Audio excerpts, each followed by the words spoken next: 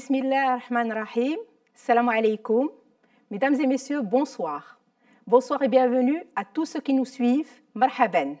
Ce soir, j'ai l'honneur d'être le modérateur désigné de cette table ronde.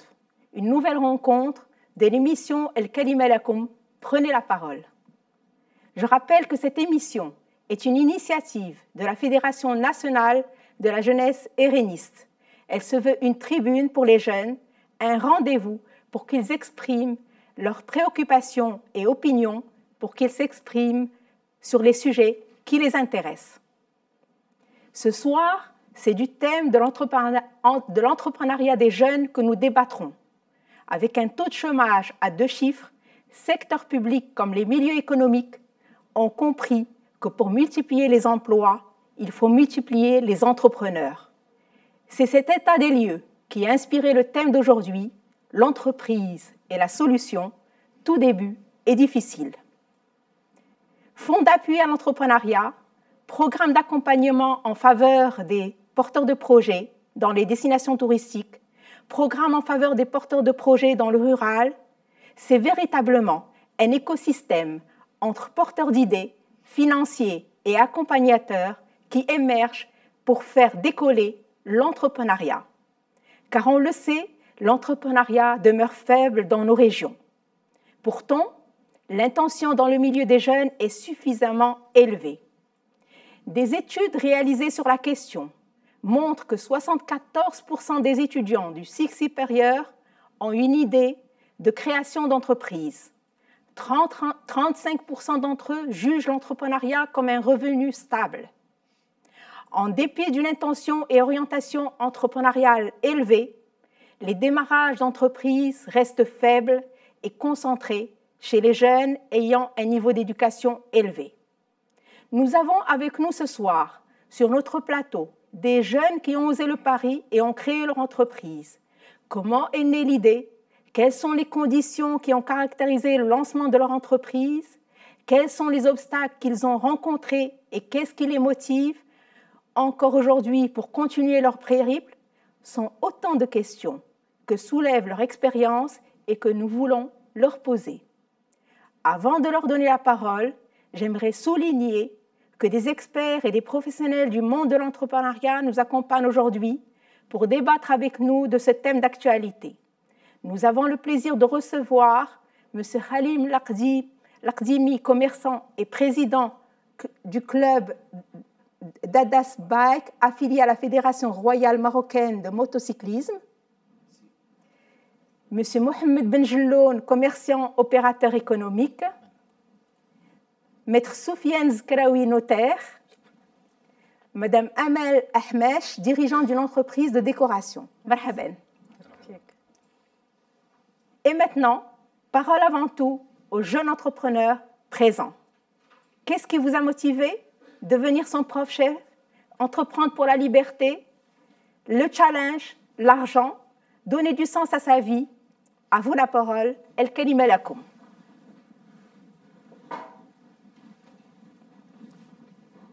السلام عليكم.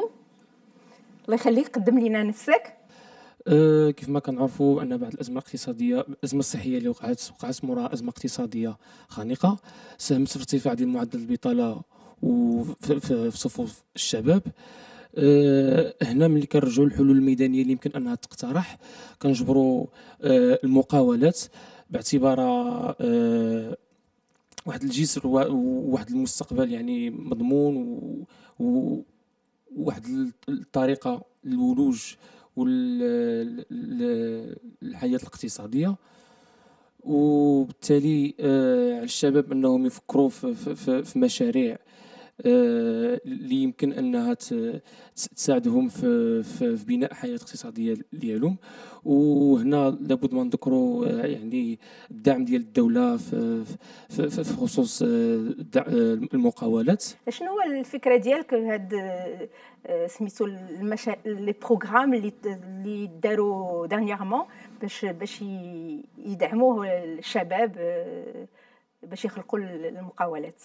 هي كامله، هذه البرامج كامله كانت في صالح الشباب، لان نشأنا انها تنعش الاقتصاد الوطني وتنمي الاقتصاد وتساعد على يعني الادماج ديالهم في الحياه الاقتصاديه. اشنو هو المهم عندك؟ واش الا بغيتي تخلق المقاوله ديالك، واش بغيتي الواحد، واش بغيتي الفلوس، ولا بغيتي الواحد يوري لك شنو دير؟ شنو هو المهم عندك؟ هي صراحه كلشي يبغي يعمل فلوس، لا ولكن ماشي قلت لك واش دابا الطموح ديالك الا بغيتي تخلق لونتربريز ديالك، هي بغيتي الفلوس ولا شنو؟ بغيتي تولي الشيف ديالك، بغيتي تولي انت حر، بغيتي تكون الشيف ديالك، بغيتي شنو هو التحدي التشالنج؟ شنو هو طبعا هو لا موتيفاسيون ديالك؟ هو تحدي طبعا، لان باش تفكر في مقاوله وتنجحها راه تحدي، وفي نفس الوقت كتكون مساعد ومؤثر في الدوله، لانك كتساعد على يعني خلق فرص جديده للشغل. و اخر سؤال، واش دابا الا قلنا لك يمكن لينا نعطيوك ان بري دونور، نعطيوك بغيتي الفلوس غادي نعطيوه لك، واش كافي لك باش تخلق المقاوله ديالك؟ واش كافي ولا بغيتي حاجه اخرى؟ كنظن ان المقاولات كتحتاج افكار بدرجه اولى، ومن بعد راس مال. راس مال وافكار باش تقدر تنجح. الافكار غادي تجيبها انت الفكره هي انت اللي غادي تجيبها، وراس المال غادي نقدر نوفروهم لك. كاين البنكه، كاين لي بري دونور اليوم، سميتو كاين لي بروغرام دو سوتيان. واش صافي عندك الخطه، عرفتي كيفاش غادي توصل، كيفاش غادي دير؟ واش ما تتشوفش بين خاص كان اكومبانيومون؟ طبعا خصك تعمل واحد الدراسه دراسه للمشروع، وتكون عندك واحد الرؤيه مستقبليه وحتى تصور المشروع ديالك كامل باش تقدر انك تنجحو. شكرا بزاف. شكرا. يمكن لك دوز ميكرو الاستاذه. السلام عليكم، تحيه للجميع. معكم اسيا السباعي من اقليم الشفشاون، بالضبط بني احمد دوار بوسلة. انا يعني تتم الدراسه ديالي كمدينه طنجه وكفاعله جمعويه. كنت ديجا خدمت مع الخواص في مدارس خاصه في بعض الجمعيات، لكن ما جبرتش راحتي نهائيا. من بعد اسسنا واحد التعاونيه في طنجه، ولكن من بعد اللي التعاونيه ديالاش اسمح لينا؟ اسسنا تعاونيه وذاك في الشاون تويزه الجباله. كنت ما جاتش من فراغ طبعا، عدلنا واحد فورماسيون، واحد فورماسيون بنقرش مع واحد الجمعيه، كيفاش انا تكون عندك اصلا فكره وتنفذها على ارض الواقع. من بين الامور اللي عملنا في فورماسيون هي التعاونيه، تعرفنا اكثر على التعاونيه وتعرفت على بعض الشباب منطقه شفشاون. ففكره جات وعدلنا، خرجنا اصلا تقول لي في هاد سي دو سيت مانيير كو جاتك الفكره؟ نعم كفكره طبعا. كيفاش جاتنا فكره؟ عدلنا كيفاش جات البدايه ديالك؟ كومون vous avez commencé votre projet؟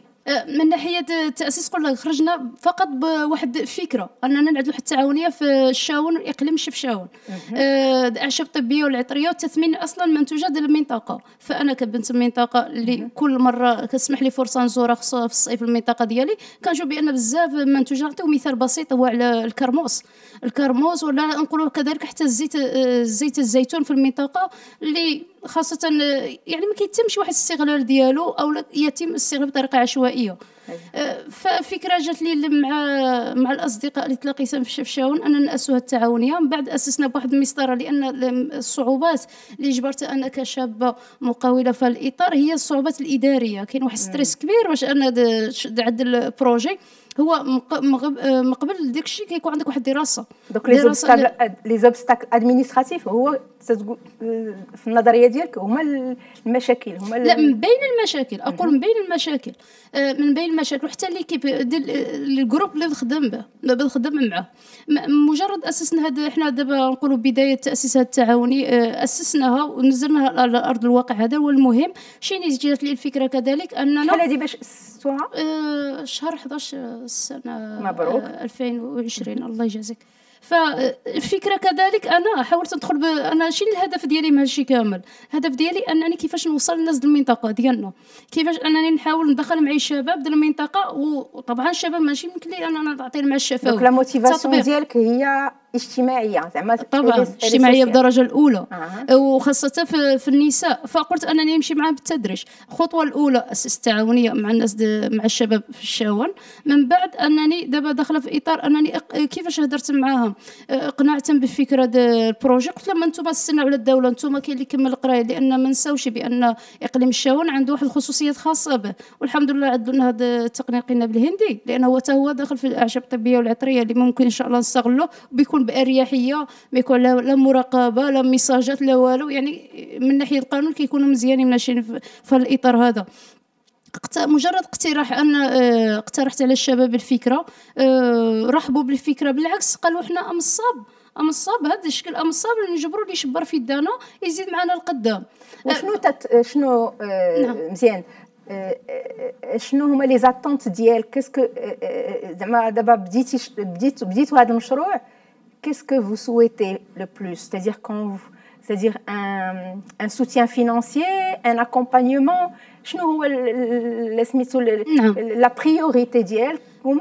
وزعما comment vous souhaitez qu'on vous encadre? De quelle manière? Aujourd'hui, qu'est-ce qui fera avancer votre projet? من ناحيه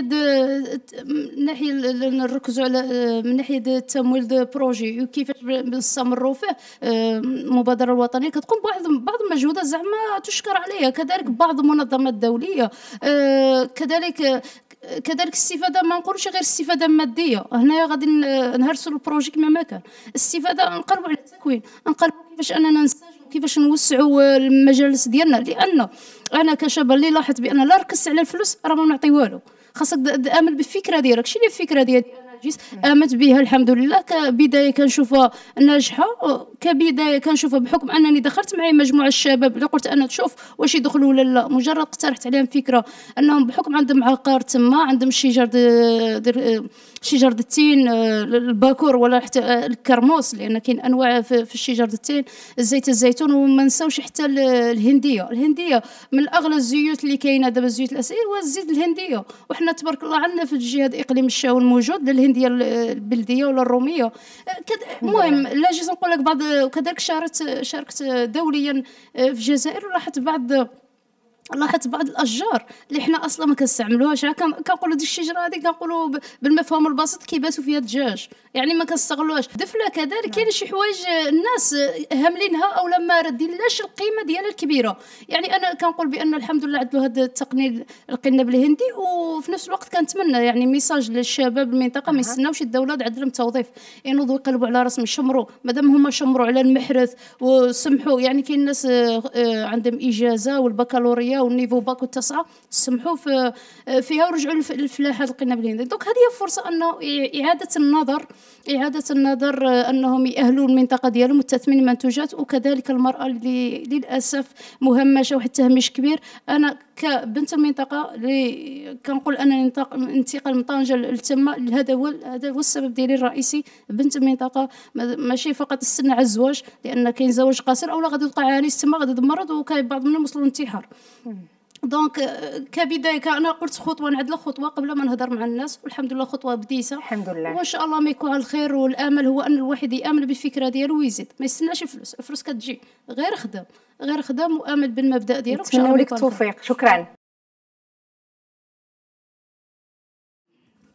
السلام عليكم. معكم رضا حنفي، من طالب بجامعه سيدي محمد بن عبد الله بفاس، أقطن بإقليم تاونات. انت خلقتي المشروع ديالك ولا مازال، ولا عندك الفكره باش تخلق؟ عندي واحد الطموح باش نخلق مقاولة خاصه بيا، ولكن ما عرفش شنو هما الخطوات اللي غادي نقدر نحتاج. شنو هما مثلا ما كرهش الاساتذه ديالنا يعطيوني مثلا الخطوات اللي خداوها هما باش نستافد منها، لان خصني بزاف. كنشوف الا بغيت ندير مقاوله يعني خصني بزاف ديال الخطوات، خصوصا من الجانب المادي، وخصني ما نكرهش حتى من الجانب المعنوي. لان انا الطموح ديالي من تاونات، وفي اقليم تاونات ما كاينينش مقاولات خاصه وما بزاف. يعني نقدر انا نخلق واحد المقاوله ونعاون بها الدراري صحابي، يعني نتساعدوا بيناتنا بافكار اللي تكبر داك المقاوله، واللي نقدروا يجيو منافسين مثلا. واللي هذا لان كنشوفوا حنايا مثلا المنتوج ديال عندنا في تاونات، المنتوج الكبار. المنتوج الكبار كنشوفوا في الموسم ديالو كيتهز وكيمشي بواحد الثمن اللي قليل، كيمشي كيتعلب ويجي ويردوا لنا بواحد الثمن اللي طالع. علاش داك المنتوج ما نشدوش حنايا مثلا كمقاوله ونخدموه في هذا دونك الفكره عندك خاصك غير الدعم المعنوي والدعم المالي. بطبيعه الحال، يعني فاش كيكون الدعم المعنوي وكيكون الدعم المادي، راه اكيد غادي تكون غادي داك الطموحات وداك الافكار ديالك غادي توصل فيهم. ولكن قبل الدعم المالي خاصك بعدا الواحد ان اكومبانيمون pour comprendre quelles sont les démarches à entreprendre. Donc il faut renforcer la communication. اكيد خصهم يكونوا دورات تكوينيه، كيفاش تعامل مع الناس، كيفاش داك المنتوج تزيد تطورو، كيفاش تساعد داك الناس اللي باش يزيدوا، ولا تناقش معهم كيفاش يزيدوا ينتجوا مثلا من المناتج ديالهم. شكرا. Merci. Je reviens à nos experts et aux professionnels de l'entrepreneuriat. Donc, nous venons d'écouter les jeunes et leur avis sur l'entrepreneuriat et leur motivation. Maintenant, je rappelle qu'autour de cette table, nous avons des experts et des opérateurs économiques. À qui je voudrais, c'est-à-dire poser quelques questions et débattre du sujet qui nous préoccupe. Donc, c'est une question qui est posée à tous. Comment jugez-vous les initiatives mises en place pour booster l'entrepreneuriat aujourd'hui? On commence par la droite. كيف الأسئلة اللي سمعتها من عند الإخوان دابا وعند الأخت الكريمة على هذا النقاش هذا، بأنه أول حاجة واش تقدر تعاود تقدم راسك pour rappeler, c'est-à-dire aux personnes qui nous suivent, c'est-à-dire qui vous êtes, qu'est-ce que vous faites, etc. Et avant de répondre à la question, c'est-à-dire nous parler de votre projet, comment vous l'avez commencé, comment ça se passe. خليل قديمي كوميرسون، رئيس نادي دادا زبايك ديال الدراجات الناريه، تابع الجامعه الملكيه المغربيه للدراجات الناريه. حنا كنمثلوا مدينه الدار البيضاء في الجامعه، يعني بحال قلتي الرجاء، الوداد، لان انديه ديال الكره. هذه الفكره هذه كانت تجاره. Vous êtes un grand sportif. عياش تبارك الله عليك. كان كتجاره حنا بديناها من الصغر، يعني من زعما دوزنا جميع المراحل، يعني الحاجه اللي تخيلها في راسك داز باش توصل لواحد الهدف. بالنسبه للنادي، النادي تم التاسيس ديالو من الطرف ديالي انا ومن بعض الاصدقاء، اللي كانت غير فكره تولى اكبر نادي في العالم، ماشي غير في المغرب. يعني حنا كنضموا بطولات في الدول كامله، ولكن الصحفيين ديالنا كلهم كان كفكره غا بالضحك وداك الشيء. كان واحد Vous dites que c'est le plus grand club à l'échelle mondiale, c'est-à-dire en termes de nombre ou en termes d'organisation des événements. D'accord. Et pour ماشي في لي نورم ديال حنا باقي يلاه دابا كنطوروا باش ننتجوا ابطال، وانما كان كلوب اللي كينظم جميع البطولات ديال الدراجات الناريه. دابا كتلقى نادي مختصص في الموتوكروس، مختصص في هذا، ولكن حنا كنجمعوا هذوك كاع لي سبور كام mécanique كنديروهم في الكلوب هنا. Ça mérite une émission.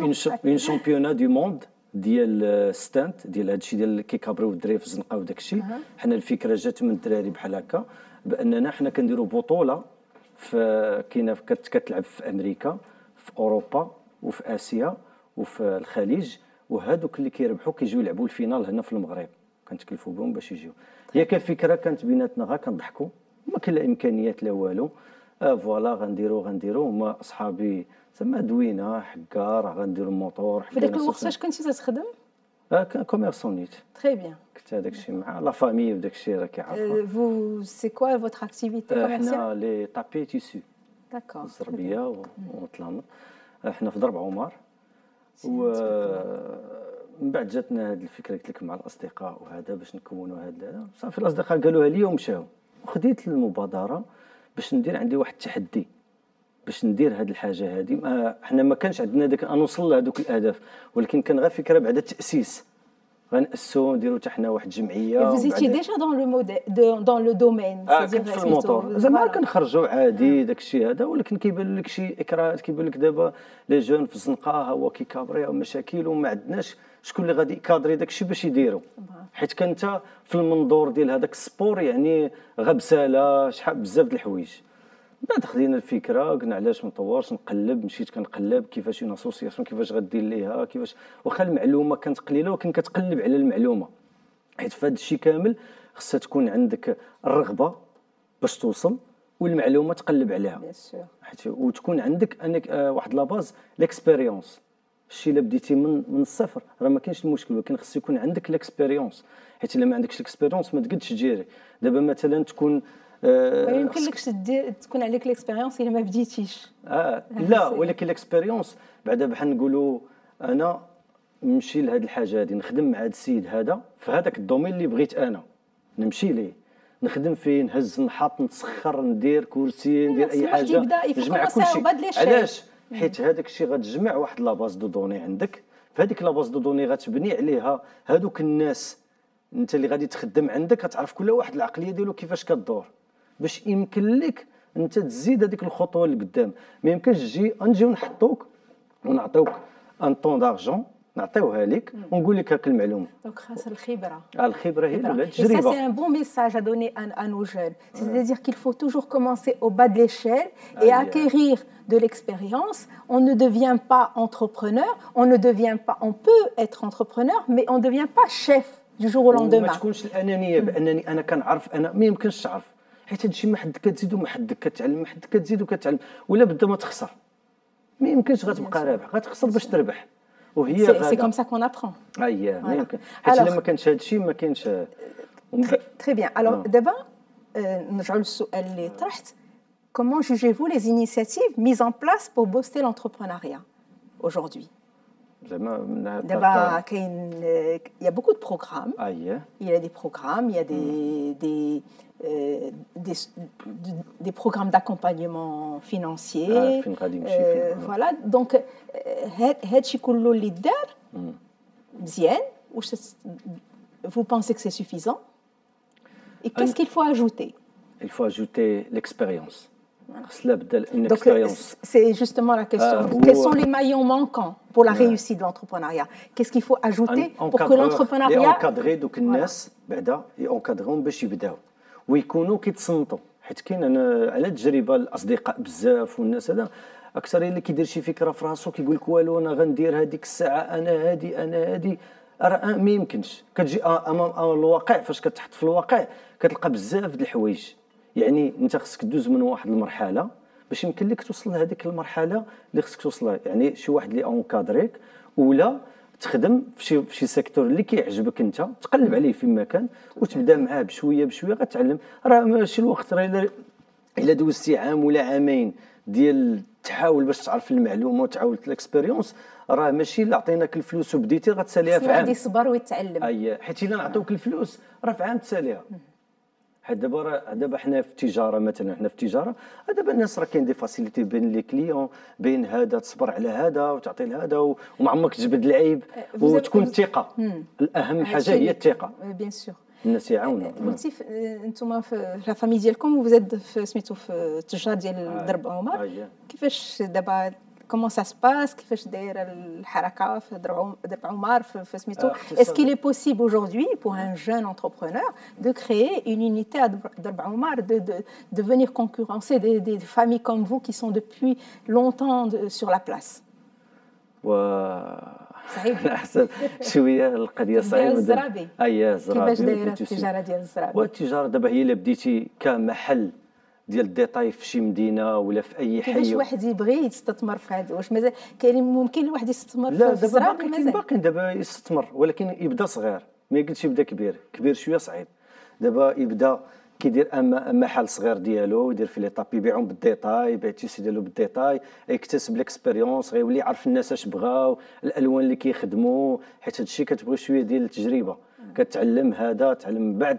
يمكن لك تمشي لديميغرو تاخذ عنده واحد الكروسيست وتعاود تفرق انت على الكليان والدور، ولا تخدم مع شي واحد ودير ديستريبيسيون معاه وهذا وهذا. من بعد هذاك الا لمس فيك الخدمه مزيان وداك الشيء غيولي يقول لك انا نمولك، نعطيك السلعه وفرقها وجيب لي الريغلومون ديالي. ولكن لو وقع لي المشكل تمشي انت تجيب لي. عاوتاني لا كونفيونس. لا كونفيونس هي الثقه، هي كل شيء. كاين الناس اللي بداو ما عندهم حتى حاجه، واحد يبدا صغير، كاين اللي مع كل شيء مستقيم. نقول لك واحد القضيه مزيان، لي زارشي ملياردير ديال المغرب راه ما كان عنده والو، باش نكونوا متفقين في هذه القضيه هذه. جا مقاري ما سامع، خدموا وضربوا تمارين، يعني ولا شي الناس اللي ما تعرفوش بين خاص الواحد باش يوصل راه يمكن لك دير فلوس، ولكن هاد الناس راه خدموا. وهذه المعلومه راه ما نخبيوهاش. اي واحد في المنطقه ديالو لا بدا كيسمع جوج ثلاثه ولا شي واحد من الناس ديالو اللي وصل، اللي ما كان عنده والو وكيجي كيعاون. ولكن هذا حيت هو صبر، حيت كيصبر، كيتصنت للناس، كيقلب على المعلومه، كيكون عنده واحد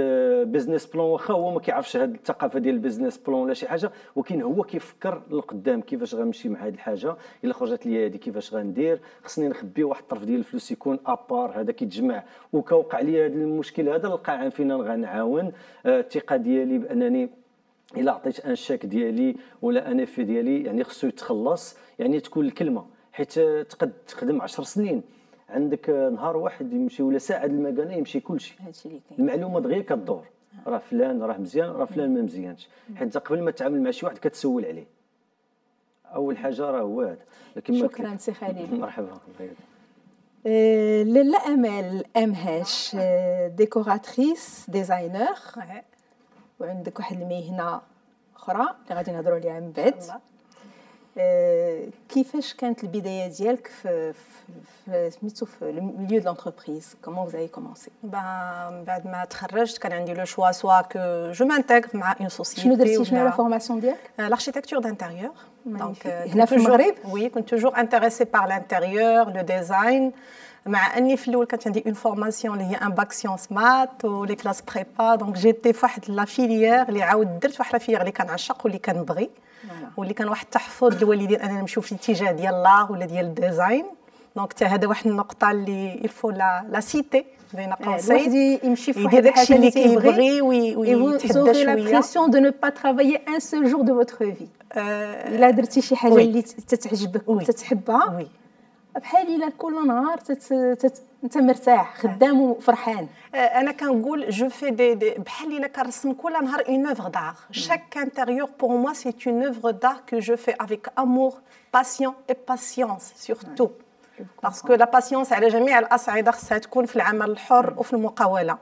الوغ قلتي كيفاش تمشيت في التوجه ديالي l'architecture d'intérieur بلوليدات، دخلت العالم ديالها. اولا كنسمعوا بلا ما خصناش نسمعوا بزاف تاع الاصداء، هي حكر على واحد النسبه من الناس اللي عندهم واحد الكابيتال اللي واصلين لواحد المستوى اجتماعي ومادي. كيفاش غادي تنجحي المقاوله ديالك؟ زعما ما عندكش معارف، ما عندكش هذا بزاف ديال الحوايج. في الدار البيضاء مدينه كبيره، جيتي من الجنوب ما كاينش لي كونتاكت. En fait, l'idée elle vous est venue parce que vous avez fait votre formation, vous avez changé de voie parce que vous aimiez la décoration d'intérieur et l'architecture d'intérieur. Oui. Et vous êtes parti là-dedans. C'est tout. Et c'est comme ça l'idée de... Mais vous aurez pu très bien, en finissant votre formation, aller travailler dans une boîte, être salarié depuis بزاف ديال الناس. Pourquoi vous avez choisi l'entrepreneuriat? انا كنقول بلا كاين شي ناس ثاني تخلقوا باش يكونوا دي ليدر. دونك سي ان كريتير il est là, il est incarné à l'intérieur, mais il suffit de le travailler, de le vraiment de travailler sur ce point. مع وليداتنا وحنا كنربيوهم باش تكون عندهم ديك الانيسياتيف، انه يبغي يدير ديالو، انه يكون قادر ياخذ القرار، قادر يسير، قادر يجمع ستريس، قادر يعيش ليبانويسمون واخا عنده الضغط، قادر يلقى المارشي، قادر لان être homme d'affaires ou la femme d'affaires ou la faire le partenariat c'est être multitâche tout d'abord. Comme quoi C'est-à-dire parce qu'il y a beaucoup de jeunes qui s'imaginent qu'être entrepreneur, il n'y a plus la contrainte de travailler sous les ordres de quelqu'un et travailler dans une entreprise, respecter les horaires. Il y a d'autres contraintes qu'il faut respecter pour aller de l'avant. Quelles sont-elles? Là, c'est libéral, c'est bchouïa alik, c'est pourquoi tu n'es toujours pas là, pourquoi? Mais au contraire, quand tu as ton affaire à toi, c'est là où tu bosses plus que les autres. عندك المسؤوليه كتخدم اكثر من الناس وكتنعس قل من الناس كنظن كلكم كتعيشوا هذا الشيء دونك حتى ديك الراحه اللي الناس كيتخيلوا بلا غتعيشها حيت عندك ديالك او لا ما كتكونش عندك مسؤوليه الناس عندك مسؤوليه انفير لو كليون اللي كيتسنى منك واحد لا كاليتي دو طرافاي كيف قال سي خليل اللي خصك ديك الثقه ديالو تزيد تنسب ليك وتزيد تقويها باش تزيد تكبر البيزنس ديالك لان هو راس المال ديالك كونطون في ان سيرفيس راس المال ديالنا هو حنا هو الخدمه ديالنا ولا كاليتي دو طرافاي كون دون الصدق ديالنا لا كرياتيفيتي ديالنا وما يمكنش هذا الشيء كله ما كناش حنا كندخلوا واحد القدر ديال الفلوس ومرتاحين غتمشي لا كرياتيفيتي غتمشي المصداقيه غتمشي الخدمه غيمشيو الناس اللي خدامين معاك حتى هما غيعياو donc après كيف قلت لك مشات donc il faut être motivé il faut être crédible aimer بعدا tout d'abord شنو كنديروا Si on n'aime pas, on n'avance pas. Voilà.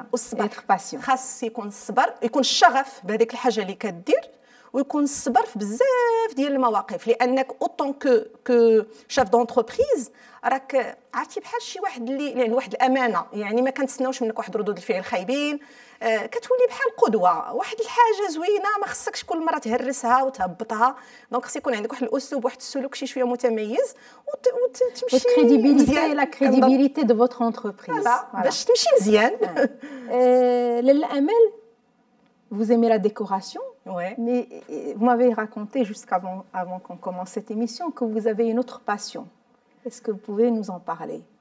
À force de forger, faire la décoration, de faire les intérieurs et tout ça, je commence à sentir des vibrations dans les intérieurs, des choses que les intérieurs ne se ressemblent pas, même si on met les mêmes couleurs et la même déco, on n'arrive pas au même résultat à la fin.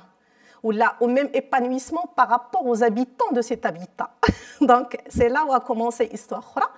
Et اكتشفت بلا كاين واحد العلم اللي هو طاقة المكان depuis 2000 je dirais depuis 2009 je viens de le découvrir mais بديت la formation ديالي في 2015 2018 la formation ديالاش dites-nous ديال فونغ شوي c'est quoi le feng shui? Le feng shui هو واحد العلم صيني اللي كيعتمد على الراحة ديالنا في أي بلاصة على حسب التوجهات الجغرافية ديال البلاصة وعلى حسب تواريخ الازدياد ديالنا وعلى حسب العناصر هو علم كبير فيه علم الفلك فيه علم الجغرافيا فيه لا بيولوجي لا جيولوجي في واحد تركيبه بزاف العلوم واصلا حنا عارفين الصين بلا كيبحثوا في اي حاجه وعندهم التامل ودابا الحمد لله كاين واحد الاقبال عليه الناس تبارك الله المغاربه سامعين به عارفينه كيتواصلوا معايا بزاف كاين بزاف. Donc non seulement vous faites les intérieurs mais en même temps c'est-à-dire vous mesurez les ondes dans les espaces. Et comment vous faites, c'est-à-dire pour qu'un espace soit, c'est-à-dire harmonieux. Soit harmonieux côté esthétique. Oui, pas seulement quand je dis harmonie dans toutes ses composantes. Voilà, parce que côté esthétique c'est facile. Ça parce que je vois sur votre carte que vous êtes aujourd'hui experte Feng Shui. C'est ça. D'accord. Et formatrice en même temps. Donc je donne des formations. La déco, j'ai fait mon programme personnalisé parce qu'il ne faut pas s'arrêter. Si je répète ce que je fais, c'est la zone de confort. Il y a chaque fois. Ça aussi, un conseil. Pour aller de l'avant, justement, il faut tout le temps innover. Voilà, innover, sortir de sa zone de confort et oser des choses. C'est là où on commence à... احنا براسنا ما كنعرفوش لي كاباسيتي ديالنا حتى كنخرجوا من هذيك مساحه الراحه ديالنا الدائمه. دونك هنا فاش بدات ثاني الفونغ شوي بدات تجربه اخرى وليت جاميناج اوترومون. وليت لا فاسون دو ريديجي مون اكسبرتيز دو ترانسميتر المعلومه لدوك الناس اللي قدامي وجاو عندي على ود باش يديروا ليكسبرتيز كيفاش هذيك لا فامي خصها تفهم كيفاش خصها تعرف علاش هذا اللون هذا علاش هذا لا شامبر هذا. Donc pour c'est-à-dire faire qu'un lieu dégage c'est-à-dire des ondes positives. Oui. C'est-à-dire vous faites en même temps un aménagement, oui. mais à travers votre expertise Feng Shui, vous faites quoi? je traite ça comme des calques. Donc, l'architecture, quand je mets les calques, donc je finis mon calque d'aménagement. Ou là, avant de commencer mon calque d'aménagement, je commence par ma vision feng shui. L'entrée menine, tout ce qui est prospère pour cette famille, pour apporter de l'argent, la tranquillité, la santé, l'abondance. Donc, on joue sur 9 volets. Les liens familiaux, السند اللي هما الناس اللي كيعاونوك على برا لا كارير كاين بزاف ديال الحوايج اللي كنخدموا عليهم عاد لو travail sur soi et le développement personnel. On peut travailler tous ces secteurs en travaillant sur sa maison. C'est passionnant. Donc là j'ai زعما اكتشفت ثاني واحد العالم اخر، راه عندي واحد النوعيه اخرى ثاني من لا كليونتيل ديالي، واحد المعامله اخرى sachant que je garde toujours الشغل الاول اللي ما يمكنش هذاك كاين il est là. دابا on est en train ثاني. Mais c'est le premier qui a amené l'autre. qui a amené le nouveau. Oui, c'est le bébé ديال بحال كتولد لك هذيك الفكره الاولى خصها تولد، حيت الا بقات غير هي راه غنوقفوا ما غنخدموش مع ناس كثار وما غن Mon avis. C'est passionnant ce que vous racontez et j'espère que vous sentez des ondes très positives sur ce plateau. En tout cas, ça a passé entre nous dès le début, le courant, alhamdoulilah. أنا كنحيي الشباب على المبادرات ديالهم بعدا اللي دواو تبارك الله عليهم، لو فيت أنهم بغاو ينوفي وبغاو ينوضوا بالمناطق ديالهم، عندهم الغيرة على البلاد، الغيرة على الميادين ديالهم. حاجة وحدة اللي ما كايناش. Quel est votre message justement pour la jeunesse marocaine? Vous qui êtes un entrepreneur dans l'âme, si vous voulez leur passer un message en un mot, qu'est-ce que vous leur direz? نقول لهم شويه السبق، ما تحاولوش تبقاو ديروا ديما المشاريع اللي داروا. اهم نقطه هي السبق، لينوفاسيون. حيت الا بقيتي كدير غير داكشي اللي دار هذا وعاوتاني هذا كيدير هذاك الشيء وتقول لي المارشي التسويق ما كاينش وفين غنبيع، نورمال ما غتلقاش فين تبيع وانت درتي غير اللي دار جارك وصاحبك واخا الارزار متفارقه وهذا، مي شيرشي اوتر شوز، شوفوا لو بوزوان اشنا هو، حيت حنا البلاد كتكبر تبارك الله بواحد السرعه والناس كتزاد وكتوعى والطلبات ديالنا كيتبدلوا كيتغيروا، الوعي طالع. يعني وانت كتلاحق هذاك الوعي وكتقلب شي فكره جديده تو بو ترافاي. غنرجعوا لذاك القانون ديال 20% 80%، تقدر تخدم 20% وتربح 80%، ولكن الا درتي غير اللي دار والكلاسيكي غتعب وغتخدم 80% وغتربح غير 20% وغتعذب في التسويق، لان غيكون بزاف الناس طالبين هذيك الماده اصلا وتقدر تكون غير محطوطه وما يعني ما عليهاش واحد الطلب، ولكن لك خيطي واحد الكونسيبت ديالك يفو اتر كرياتيف، السبق ولا كرياتيفيتي. الا كريتي ان كونسيبت سبيسيال ديالك سي سور بلا غتخدم احسن من الاخرين وغتكون بلي ديفلوبي كو الاخرين وغتكون عندك واحد بحال اون فالور اجوتي. شيرشي لا فالور اجوتي دون فو بروجي برومييرمون. عاد داك الشيء اللي كنقولوا كنا كلاسيك، خصك تكون مزيان وتصبر وتخدم مع الناس، صح راه هذا يعني هذا بحال واحد الحاجه اللي هي سيروره، التران كيدوز من تما، السكه هي هذيك، ولكن زيدوا شي حاجه شي توش، هذيك هي اللي غتنفعكم. Être patient, être crédible, d'accord. Maintenant, ça c'est le message que vous adressez aux jeunes. Quel est le message que vous voulez adresser aux institutionnels, au monde, c'est-à-dire au pouvoir public, pour que l'entrepreneuriat au Maroc soit une réussite? Aujourd'hui, il y a des programmes d'accompagnement, il y a des mesures, il y a des prêts d'honneur, il y a plusieurs programmes, c'est-à-dire pouvoir public comme opérateur privé travaillent aujourd'hui, on va dire la main dans la main, pour que l'entrepreneuriat avance. Qu'est-ce qui, selon vous qui êtes dans ce domaine depuis longtemps aujourd'hui, qu'est-ce qu'il faudrait faire en plus? مادام مالي كنقول لك انا التتبع ما كاينش هذاك التتبع، دونك هاد كنطلقوهم ما كاينش دوك الحضانات زعما فريمون ديك الحضانه اللي غتشد هذا البروجي تيوقف. انت هاليك خيدي الحمد لله كاين المبادرات بزاف، كاين لي طو ناقصين ملي كتبدا في ان طو دو 2.2 مي سي ريان بارابور لاش كان قبل. يعني راه يا ربي غير خدم، جي دي الفلوس وسير خدم، ولكن ها انت ديتي الفلوس ها انت مشيتي خدمتي، خصك تتبع، خصك تعرف واش عندك لو بون مارشي، وخصك تلقى شي حد قبل منك. ما كرهتش انا يكون بحال واحد المجموعات ديال الناس في كل ميدان، مثلا ميدان ديال التجاره كاين واحد الناس عندهم السبق وهما غيفورميو هذوك الناس الاخرين ويعاونوهم اللي يلاه بداو في التجاره، غادي يمشي عنده على التجربه ديالو غيعطيه نصائح على التجاره، ماشي غيبقى بيردو.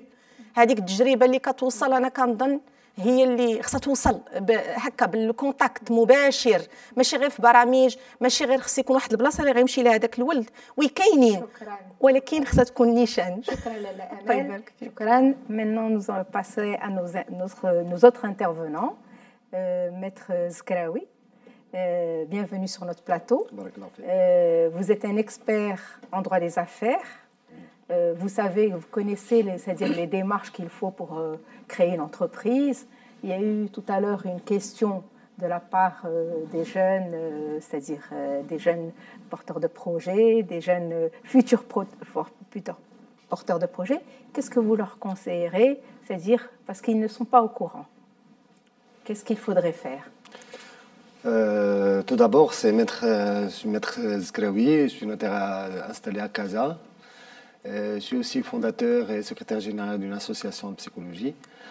Alors, le message que j'aimerais adresser aux jeunes est tout simple. C'est d'abord, c'est qu'il faut, avant de voir qu'est-ce que l'entreprise اللي غنديرو ولا اشنو المشروع اللي باغي ندير، خاص d'abord نبداو بنحط اهداف ديالي. اشنو هما الاهداف ديالي؟ اشنو بغيت انا نكون في المستقبل من دابا واحد 5 سنوات ولا واحد عامين ولا واحد 3 سنين ولا واحد 4 سنين. هذه اول حاجه، يعني خاص يكون العمل يكون على الذات، الديفلوبمون بيرسونيل دابا. هذه اول حاجه. ثاني حاجه اللي كتكون هو ان المشاريع ماشي هو ضروري هما الفلوس، يعني المال ماشي هو اهم عامل في اي مشروع، لا. اهم شيء في المشروع هي الفكره ديالو دابا. خاص الفكره وخاص الانسان انه يدوا كخواغ ا سيزيدي، وخاص يقول اشنو هي الطرق اللي خاصني نهجها باش نوصل للهدف ديالي. يعني اون فوا كتحط الهدف قدامك، فبطبيعه الحال كيبقى الفينونسمون. هذه مساله اللي غادي تقدر تلقاها. الحمد لله دابا الدوله ديالنا دايره دي بروغرام دو فينونسمون، دايره زعما بزاف ديال المساعدات اللي دايره. ولكن المشكل اللي كاين، انا في النظر ديالي المشكل اللي كاين هو ان ان بروبليم دو كومونيكاسيون. يعني الشباب ما كيتوصلوش بالمعلومات الكافيه باش يقدروا يعرفوا افيكتيفمون راه الا بغيتي مثلا دير هذا المشروع ولا بغيتي فينونسمون ديال المشروع، راه خاصك تتجه لهذه الاداره ولا خاصك تسلك هذا المسار ولا هذا المسطره هذه باش تقدر توصل ليه. هذا كنظن في النظر ديالي انا هو العائق الكبير اللي كاين. المساله الثانيه جو رجوا مدام سي كو il faut انوفي سيتادير دابا حنايا داز الثوره الفلاحيه، داز الثوره الصناعيه، ماتنون دابا حنا في واحد الوقت ديال الثوره الرقميه. يعني عندنا كاين واحد الافاق اللي هي كبيره اللي كتفتح قدام الشباب. يعني الانسان ما غاديش نبقى ندير نفس المشاريع اللي دار هذا غادي ندير انا هذا. الحمد لله المغرب عندنا بزاف ديال الثروات اللي نقدروا نستغلوها في المغرب، يا ثروات طبيعيه يا موارد بشريه، يعني كاين ما يدار. خاص غير الناس انهم الشباب ديالنا ما يوضعش لي زوبستاكل دوفون لوي. يعني فاش غادي نكون كنفكر في شي مشروع ما غاديش انا غنبدا مشروع، ولكن الا بغيت ندير غير خصني راس المال، غادي خصني مثلا سياج، غير خصني كيفاش، لا. نبدا بعدا نحط الفكره، بعدا نحط الاهداف ديالي، وديك الساعات بشويه بشويه راه نقدر نوصل لداكشي اللي بغيت ليه. كنظن بان هذه هي اهم مساله اللي خاص الشباب انهم يتخلصوا منها. C'est qu'il faut avoir un esprit positif. Bien sûr, un esprit positif. Et puis, bon, l'entrepreneuriat, c'est tout un esprit. Exactement. Pas seulement, il faut être positif, mais c'est tout un esprit qui s'enseigne, oui, qui s'apprend. Donc, oui, on revient, il faut communiquer. C'est-à-dire, oui, d'abord, c'est-à-dire l'accès au financement est très important. Il faut l'améliorer, mais il faut encadrer ces jeunes, leur enseigner, mais depuis le plus jeune âge, qu'on peut devenir entrepreneur et comment on peut le devenir. Voilà, donc, et innover, comme vous l'avez dit. Il y a un livre que je conseille tout le monde, s'ils peuvent le lire, qui s'appelle Père pauvre, Père riche. À l'école, malheureusement, on il est de qui l'auteur, mais je ne l'ai pas maintenant. Alors, كيقول هذا الليبر لأن on n'enseigne pas aux enfants comment devenir riche, comment gagner de l'argent. احنا في الكول كنعطيهم غير المبادئ اللي هي القرايه العاديه، ولكن ما كنعطيوهمش روح المبادره. هذه اهم حاجه اللي خاصها تكون. دابا المشكل اللي كيكون عندنا مع الشباب ديالنا هذيك روح المبادره اللي خاصها تكون. خاص الشباب يخرجوا من ديك لا زون دو كونفور. خاص ما يبقاش داك الخوف ديال انني الا درت انايا مشروع ديالي راه غادي نفشل، ولا انا الهدف الاسمى هو انني ندير الفلوس. ماشي هذا هو الهدف. الهدف هو انني نوصل لواحد النقطه، ولا بغيت نكري اون انتربريز، خاصني نحاول ما امكن ان نعطي الجهد ديالي ويكون ليميتي دون لو طون. حددت واحد الاجل داكشي، ونعطي جميع الفرص الاتجاه ديالي باش نقدر نوصل للهدف ديالي. ديك الساعات اون فوا كيكونوا كنحط الاهداف، راه بطبيعه الحال الحلول كيكونوا بشويه بشويه. الحمد لله كنقول بلا ان كاين واحد لافونتاج اللي كاين، انا كنشوف بلا ان لي زوبورتونيتي اللي كاينين في لي بوتيت فيل يمكن اكثر من اللي كاينين في كازا ولا في الرباط ولا في مراكش. كيف ما قال السي خالد دابا مثلا في المشروع ديالو، مثلا الا جيتي انت غادي دير نفس المشروع غادي ديرو في الدار البيضاء في ضرب عمر، كاينين الناس اللي هما قبل منك كيزون بليس ديكسبيريونس.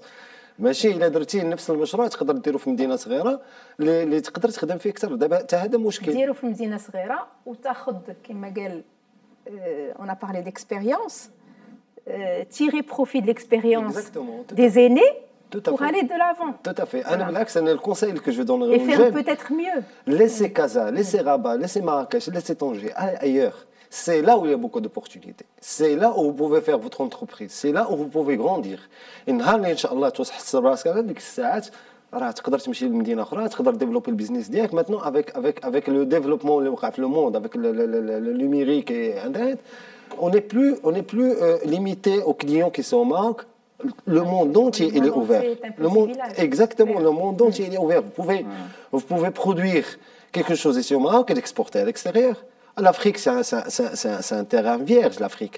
C'est-à-dire que l'Amérique latine aussi, on peut développer. Il y a énormément de choses que nous, les Marocains, on peut exporter. كاين beaucoup d'opportunités. غير هو خاص l'innovation كما دي مدام، سي كو ما نبقاش ليميتي غير في واحد لو كادر ديال المشاريع اللي كيداروا اللي كتكون من بعد كتكون اون كونكورونس اللي فينالمون كتكون لا لوا بلو فور هي اللي كتبقى. شكرا استاذ. مرحبا. Nous passons à notre dernier intervenant, monsieur Mohamed Ben Jelloun. Vous êtes commerçant, opérateur économique. Vous êtes sur Casablanca. أنا في الرباط. في الرباط. مرحبا سيدي. قلت لك أنا موجز 99. لا نبدا حيت لا نحاول الشباب باش يمكن ياخذوا واحد الدرس. وأنا خريج كلية سيد محمد بن عبد الله فاس 99، أول فوج ديال محمد السادس العهد الجديد الحمد لله. يعني احنا في فاس معروفة فاس بالتجارة وبالعلم. حنا كنا في الصيف الوالدين ديالنا ماشي تيخليونا في داك 3 شهور الصيف نجلسوا في الدار ولا نخرجوا للزنقه ولا نتبلاو بشي حاجه ولا الدخان ولا المهم تيصيفطونا كيف قال سي خلي عند العائله ولا عند الجيران تنستافدوا تنجلسوا في المحل. حنا صغار تنشوفوا البيع والشراء، تاخذ واحد لاباز ديال البيع والشراء كيف تنقولوا تشوف الناس كي تيديروا. حنا صغار وتنستافدوا تنجلسوا ما تنديروا غير تنشوفوا. العام الجاي تتبدا تطوي، العام اللي موراه تتبدا تبيع، تاخذ واحد الخبره. كملت الدراسه ديالي، شديت الاجازه بديت تنشوف انا شنو انا غنطالب بالوظيفه وغنخرج وغنبقى ناكل العصا ولا شي حاجه، ما يمكنش. خصني ندير شي حاجه. انا هاجر ما يمكنش. الفامي ديالك في التجاره؟ لا، الوالد في الوالد الله يرحمه كان في الامن، الوالده في التعليم، يعني ما عندهم حتى علاقه بالتجاره، ولكن العائله والجيران داكشي في التجاره. كنا تنخرجوا تنستافدوا، ماشي عيب الانسان يستافد. الوغ ملي شديت الاجازه ديالي عندي واحد رواسب ديال التجاره في دماغي. فاتك ديك التجربه في الصيف؟ عندي داك فاتتني. نضت عملت واحد المشروع هنا في الرباط انا واخت حتى هي مجازه معطله في القانون. يعني عملنا مشروع بجوج بينا، انطلقنا.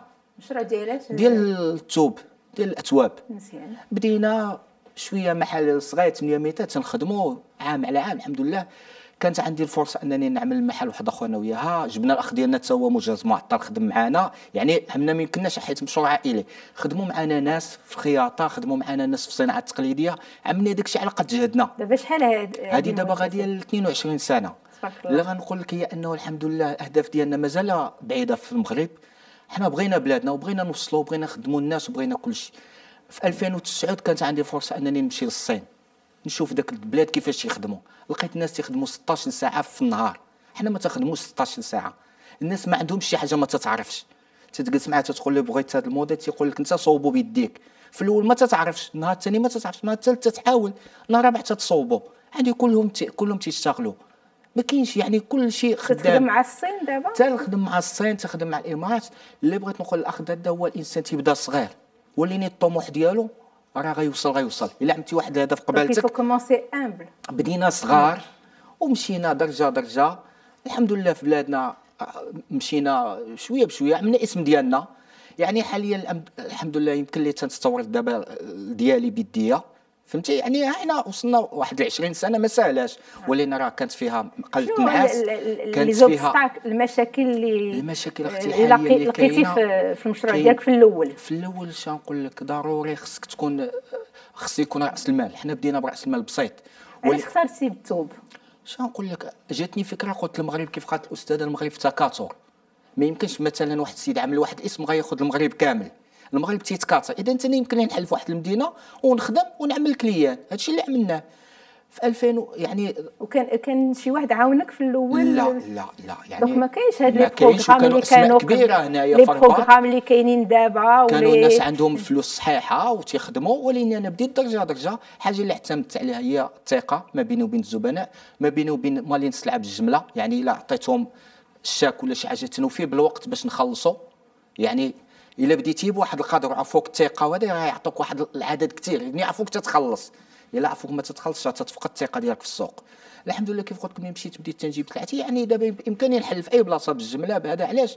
لان وصلتي الخبره ما تاخذهاش في عام ولا في عامين، تستافد. وليتي خبير لحد انا ما تقولش خبير، لان الدومين مازال تنستافدوا. تتجلس تتمشي للدومين تستافد. مازال تيقول لي شي واحد، تقول انا ما تنعرفش. علاش؟ خصني نشوف شنو تحت راسو، شنو الفكره اللي غنستافد منه. بحال كيف قلت لك استفدت من الصين بانهم تيخدموا اكثر من الناس. في تركيا عندهم واحد النموذج اللي بغيت انه الحلم ديالي انه يتحقق في المغرب، هما انه نعملوا معامل نسيج في المغرب، نوليو نصنعوا. واخا داكشي تيطلب فلوس كثيره، ولكن غيشتغلوا معنا الشباب.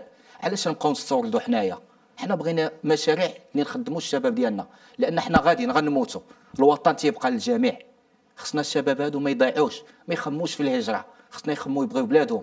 كيف بغينا حنا بلادنا وقسنا وقاصينا، ما دازتش علينا شي حاجه. لقينا معاناه في الاول، ولقينا هكا، ولكن صبرنا. انا واحد لقيت حق الله العظيم وقع لي مشكل اللي الانسان يهاجر، ولكن قلت لا، غنجلس بلادي وغنصبر، وكل شيء دوزو الله. والحمد لله حنا في بلادنا، والهدف ديالنا هو كل شيء يخدم. المغرب يكون في احسن بلد في العالم. يعني الا بغيتي بلادك كتعطيك. هذا هو الميساج نوصل للشباب وما يفقدوش الامل. شكرا. Nous arrivons à la fin de notre émission. Je voudrais donner juste un mot de la fin pour chacun en 1 minute, rapidement. Donc, je commence par Monsieur Khalil Lakazimi. Juste en un mot, quel est votre message? كما كنقول et la priorité. تكون الرغبه، يتراسيو الطريق ديالهم فين باغي يمشيو، يكسبوا التجربه ديالهم، وراه النجاح ان شاء الله. شكرا. للامل الشباب يصبروا في لي ستاج ويمشيو يستاجيو في وحدات بسيطه، باش يكونوا ديما مع تواصل مع مالين الشي ومع مالين الشغل، باش يستافدوا. هذه اللي كنقول لهم، يصبروا في لي ستاج، لان كل شيء كيجي من انك كتعلم بالمباشر. سيتو. شكرا. خبره. استاذ، النصيحه هي انهم ما يتسناوش ان ريزولتا ايميديا. يعني الا بداو شي مشروع ما يتسناش ان اليوم بديت المشروع غدا خصني ناخذ النتيجه ديالو. هذا الشيء كيبغي الصبر، خاصهم يثقوا في راسهم، والحمد لله من بعد راه غادي تكون النتيجه باذن الله. شكرا. سي محمد. انا غنقول لهم الدومين اللي غتختاروا الشباب بغيوه، لان كل ما بغيتي في الدومين غيعطيكم. واخا تفشلوا ما تستسلموش. الاستسلام ما كاينش، لان الانسان ملي تيستسلم تيفشل. ديما قول هذا العام ما كاينش، العام الجاي غنوصل، وراكم غتوصلوا. هادشي اللي غنقول لكم. الله يعاونكم. شكرا بزاف. Donc, mesdames et messieurs, tout le monde s'accorde que le jeune entrepreneur, en général, n'entreprend pas seul. Il a besoin d'assistance, de coaching, de mentorat, de la part des institutionnels, d'associés ou de la famille, qui jouent un rôle prépondérant dans l'évolution de la trajectoire entrepreneuriale du jeune Marocain. Donc, le développement de l'entrepreneuriat est l'affaire de tous. C'est un état d'esprit qui s'enseigne très tôt. Merci pour votre attention. Bonne soirée.